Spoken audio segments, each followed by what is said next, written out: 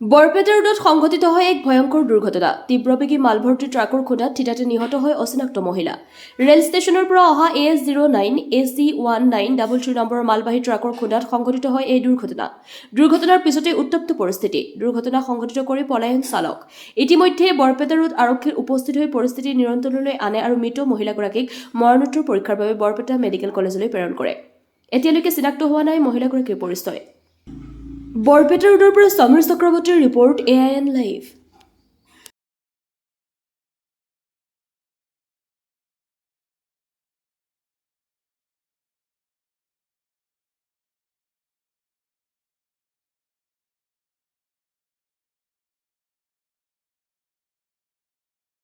তেতিয়া আহি আছে আহি কেনে গাড়ীখন বেৰিকেড ধৰা নাই। মই আৰু তাতে বহি বহি চাই আছোঁ। বেটিটি খালি পিছফালে ঘূৰি কেনে ঘূৰাৰ পিছত তাৰপিছত সেইকাৰণে গাড়ীৰ ওপৰতে ডাইৰেক্ট উঠি দিছে এই পিছফালে চাকাখন। গাড়ীৰ পৰা সেইফালে পৰা আহিছে ষ্টেচনৰ পৰা ৰেল ষ্টেচনৰ পৰা চিমেণ্ট লৈ আহিছে। খোজকাঢ়ি আহি আছে আহি কেনে ডাইৰেক্ট ওপৰত দি উঠাই দিছে।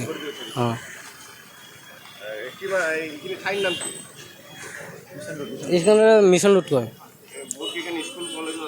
ইয়াতে স্কুল কলেজ আছে। ৰাতিপুৱা হৈছে ৰাতিপুৱা আপোনাৰ 10টামানত হৈছে।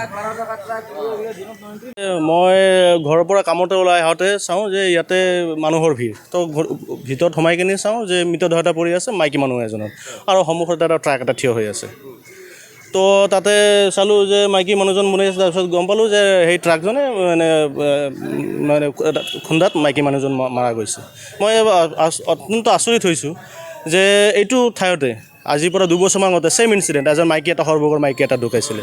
আৰু যোনটো সময়তে চৰকাৰে সময়সীমা বান্ধি দিছে যে ৰাতিপুৱা 8টাৰ পৰা গধূলি 8টালৈকে গধুৰ বাহন সোমাব নোৱাৰিব। তো বৰপেটা ৰোডৰ নিচিনা এটা বাণিজ্যিক চহৰত তো এনেকুৱা মেইন ৰাস্তাত যোনটো নেকি ৰেলৱে ষ্টেচনৰ পৰা বৰপেটা ৰোড বজাৰ সংযোগী যিটো মেইন ৰাস্তা, তো সেইটো ৰাস্তাত ইমান ডাঙৰ ডাঙৰ ট্ৰাকবিলাক যে এনেকুৱাকৈ ৰাস্তাবিলাক যে ব্লক কৰি থাকে, সেইটো কেনেকুৱা? এইটো চৰকাৰে চকুত অহা নাই নেকি? নম্বৰ 1। নম্বৰ 2, আপুনি চাওক যিকোনো ছাইড ফুটপাথৰ ব্যৱস্থা থাকে। তো ইয়াতে চাওকচোন আপুনি ফুটপাথখিনি গোটেইখিনি ব্লক, গোটেইখিনি আপোনাৰ গধুৰ চকা বা ব্যৱসায়ীবিলাকে ইয়াতে এইটো ব্লক কৰি থৈ দিছে।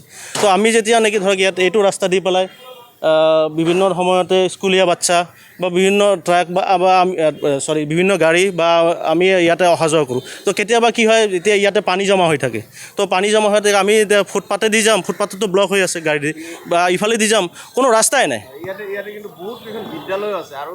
মই তাকে কৈ আছোঁ, গুৰুত্বপূৰ্ণ পথ। তো সেইটো সময়ছোৱাত আজি যিটো নেকি